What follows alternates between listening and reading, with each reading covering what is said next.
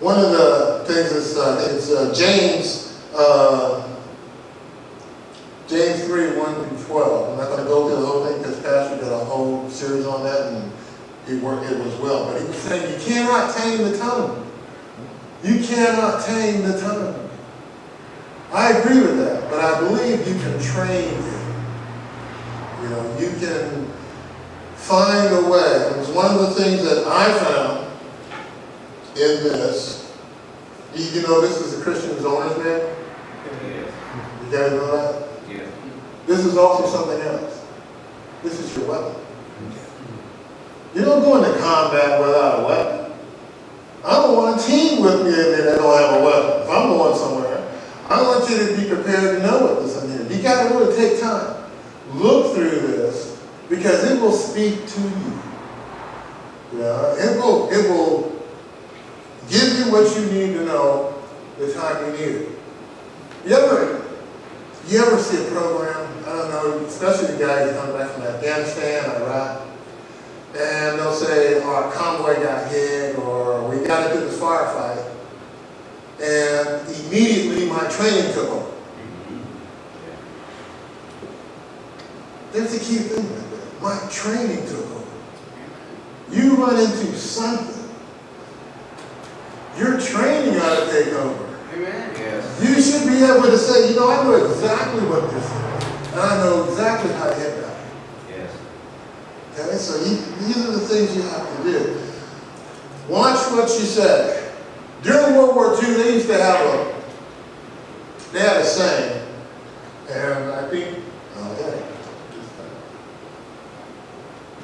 I don't.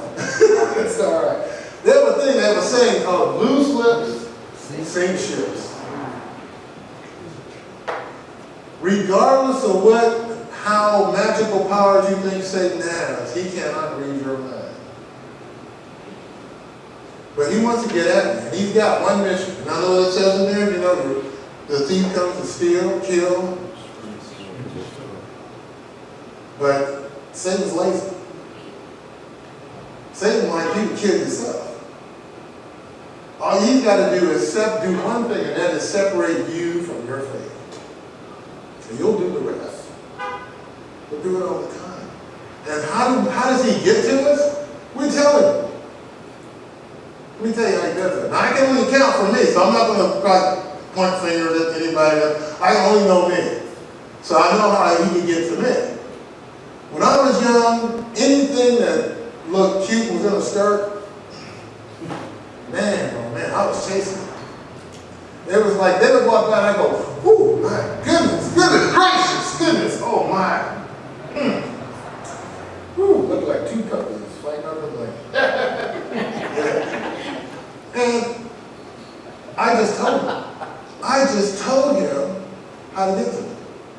He goes, oh, but it could be something as simple as walking by See's Candy and going like, oh man, look at that. Whew. That's candy to die for. It just told him. He knows how to get to you. We're good at doing it. Got to watch what we say. And on top of that, once we got a briefing on the military, you don't divulge it. A fool's mouth is his destruction, and his lips are the snare of his soul. That's exactly what happens. That's exactly what happens. Now, you cannot tame the tongue. However, you can train it. Now, what do you got to do? Well, one of the things in 1 Thessalonians chapter 5, I like when it says, in verse 16, rejoice always. Do we ever do a lot of rejoicing? Only like in good times, right? Well, you got to do it in bad times. Rejoice. You're here. Rick said, you may not have 10,000 reasons. I beg to differ. There are more than 10,000 things that have to take place in your body every day, every second for you to take that next breath. That's enough right there to thank God. verse 17, pray without ceasing. Pray without ceasing. That's something we don't do a lot of. Pray without ceasing. You know what, when I was a little kid, church scared me. It scared me. Twilight Zone had nothing on church. It scared me. Because I would be a little kid, I'm sitting in the pews, and the pastor, the preacher, would go into this rant. He would get into this thing, I don't know even what you want to call it, but he would go into this, and people would be, hallelujah, hallelujah, glory, hallelujah, hallelujah. And he would go one end of the thing to the other, you know, and he would do something like, he went down, but he didn't stay down, he got up, you know. I said he got up. And these people would just go wild, and I'd be sitting there, you know, trying between these people, and then all of a sudden a lady would jump up, jump all around, jerk, go out into the hallway, and fall down in the alley. And these little ladies in white nurses' uniforms would come running up, console her, and take her out of the church.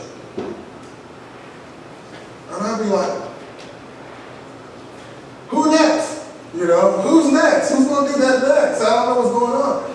So when the service is over, I'm walking out, and I asked my grandma, what happened to that lady?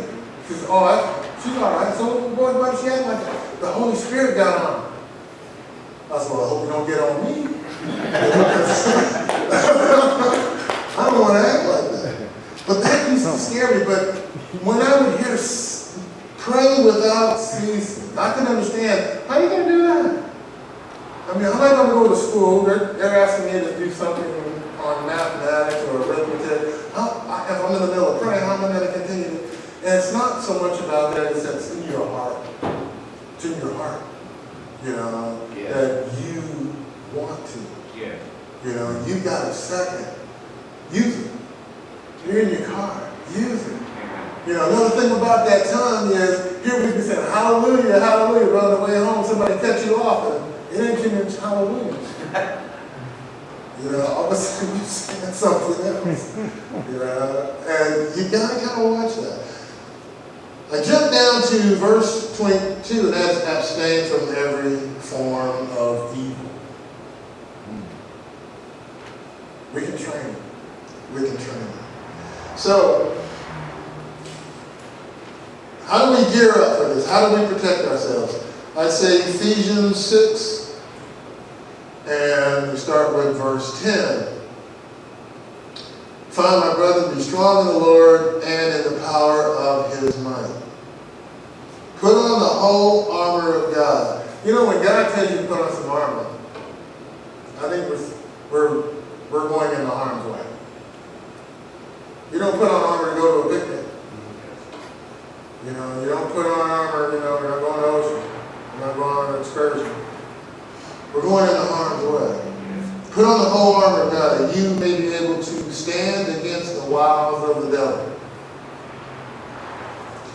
For we already said we don't wrestle with flesh and blood. I'm going to drop down here to 13. Therefore, take up the whole armor of God, that you may be able to withstand in the evil day, and having done all to stand.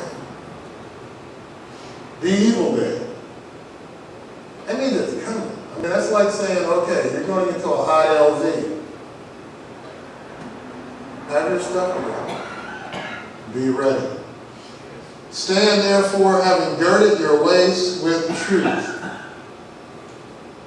You know that? You girded your waist with truth. Because that's your gut. What's your gut feeling tell you? Ever see one of those movies? What's your gut saying, Sergeant? You know, because he knows it's the truth. You know? This is where that comes from. Having put on the breastplate of righteousness. That's your armor over your heart. Your righteousness. Of righteousness. And having shod your feet with the preparation of the gospel of peace. Preparation. It said be ready.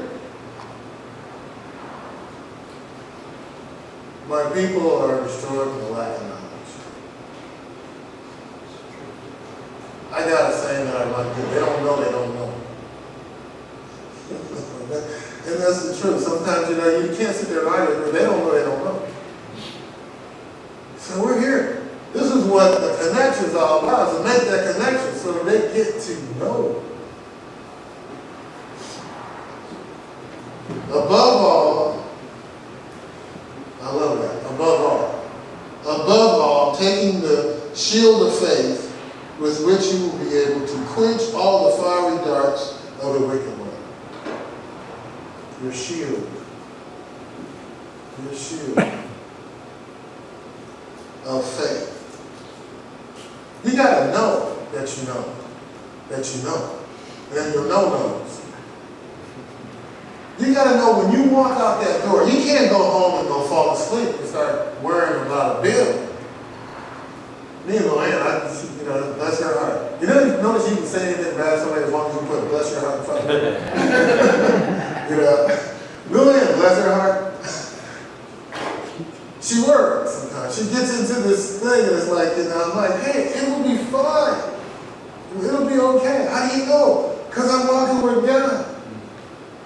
It may look like it right now. I can't tell you when, how, or what's going to happen, but it will be fine. And hasn't it? Yes. There you go. I got a witness. Amen.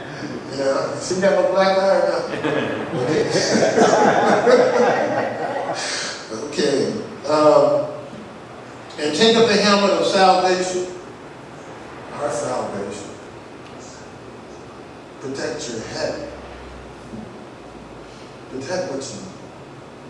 That also goes with this thing, is stuck to your head. Okay.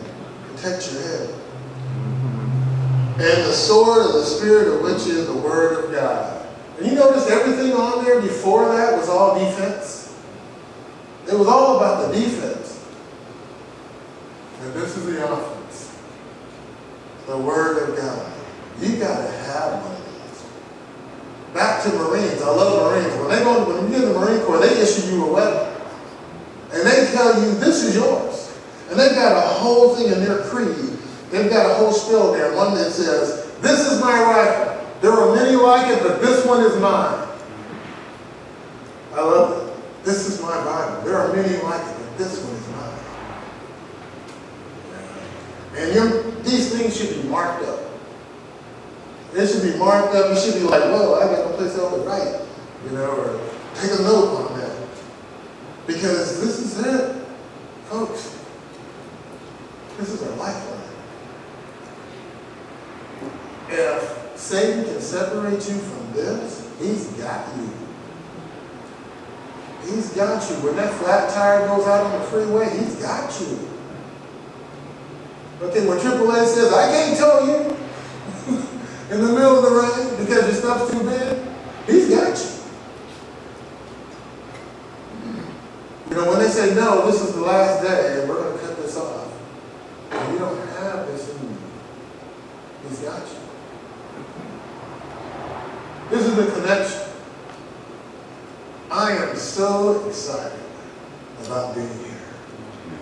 I am so excited about having the privilege to even just be in the pews. I don't have to come here. I just need to be in the pews.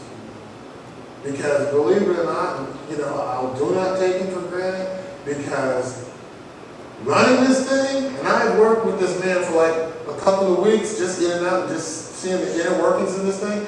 This man works hard, and that's Pastor's head. I'm trying to get this thing going. And he's a gentleman.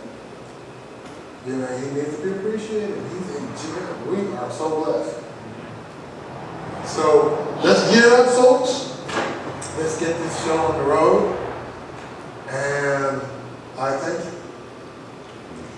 Oh, Heavenly Father, I want to thank you for this night. I want to thank you for the privilege of preaching your word, sharing it with my brothers and sisters, sharing it here in your new house of Connection. I am very, very excited to see what's going on next, Father. I know things are going to be possibly a little rocky, but it always comes out to your glory in the very end. Thank you. In Jesus' name.